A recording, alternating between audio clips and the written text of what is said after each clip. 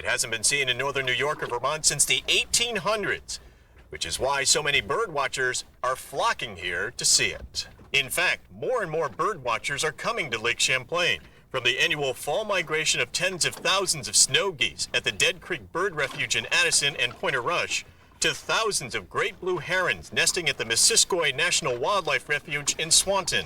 The Champlain Valley is home to hundreds of species. A committee is working on creating a network of trails around the lake with about 120 sites.